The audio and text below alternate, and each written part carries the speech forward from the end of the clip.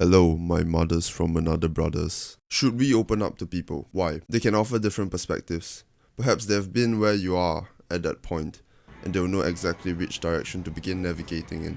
And maybe all you need is somebody to listen to you, to validate your issues, and to allow you to feel like you exist, so that you feel safe in that validation. For a while now, I've been chronically afraid of opening up, because if opening up to people is always beneficial, then the catch must be their intention. Why would they listen? Every time you tell someone something, you risk disappointment because you risk finding out that they don't really give a shit. But you are always socially encouraged to be vulnerable and to open up and to talk about how you feel. And that always seems to leave you susceptible to harm and to disappointment. And when you do share your problems, you find that most people focus entirely on performing rather than actually listening. You find that their eyes light up to use this opportunity to affirm things about themselves, to feel that they are admirable, to gain your admiration. And because of that intention, they focus more on how they react to what you said and what advice they give in order to gain your respect. If you are attentive enough, you quickly notice that many listeners are not actually listening. They're waiting for the right time, the right opportunity to rush in, to give you advice, to get you to shut up, and they'll rush to relate to what you've said rather than actually listening to what you have to say. And most of the time, they are quick to complain about their own lives. This does not make them a bad person, unless they are intentionally manipulating you to open up to them just so that they can show you that they don't care. Most people act the same way, and it's not because of genuine hostility or abrasiveness towards you. Most of the time, they genuinely lack the capacity to listen to what you actually have to say.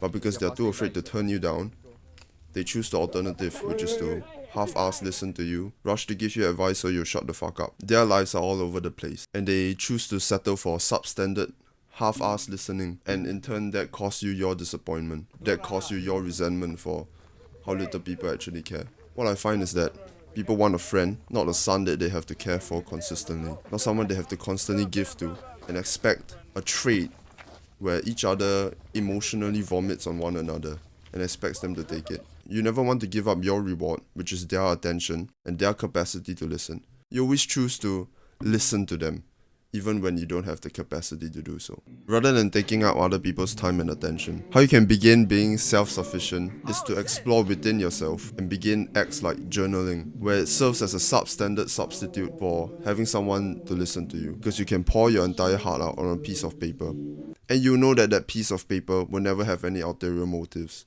and it will listen to you wholeheartedly, because after all, it is your time that is given. It may not offer the same benefits, but it keeps you sane. It helps you to be less reliant on other people so that you don't fall victim to their lack of capacity. It's harsh, but nobody has the capacity to carry all your emotional vomit. Even those that care the most about you doesn't mean that they'll always have the capacity to listen to you talk. Your parents, your best friends, they all have their own shit going on. And maybe they are too afraid to tell you that they are in no position to listen to you right now. But imagine if you could do that for them.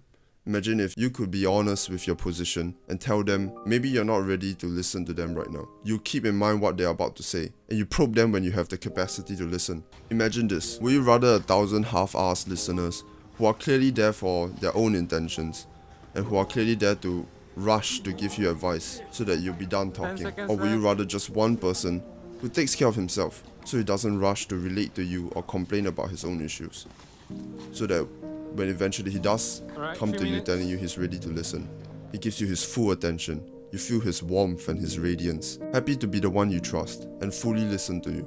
I'd prefer the latter. That's right, big words. And if you think that you can substitute journaling with having large options of friends so you can dump all your emotional baggage on them, one by one, you're a serial rapist. I'm sorry to break it to you, nobody cares. Rather than to sell the idea of building our own competence and emotional control, they promote the practice of perpetually opening up to everyone you meet, perpetually telling everybody what's going on in your life and what you're struggling with.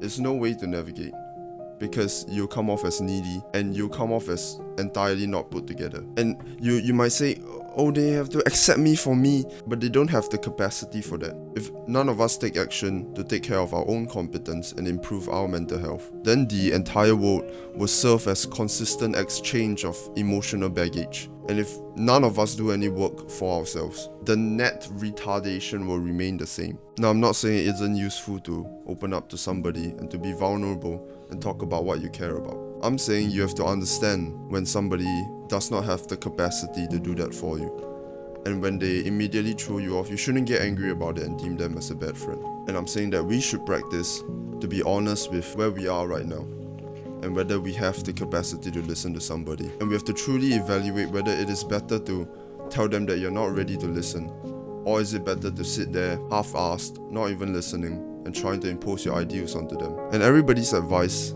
is all in some way only unique to their own environment. Telling somebody answers and advice that you found worked for yourself doesn't mean that they'll find that useful. In fact, that could limit their worldview very substantially. I believe that honesty is the number one virtue, and I believe the same when you are choosing to open up and when somebody's opening up to you. I think that instead of harboring thoughts that they are getting annoying and they wouldn't go and deal with their own emotions themselves and you can't tolerate their bullshit, I think that instead of telling them what you actually think and giving half-assed responses to their emotionally invested sharing of their experiences is absolutely crude, and I would argue even worse than blatantly telling them that they should sort their own shit out.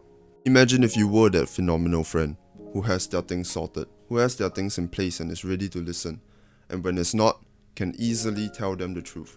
But when you do listen, you're in full attention and you really care about your friend. Imagine the beauty of that. Too bad to vote.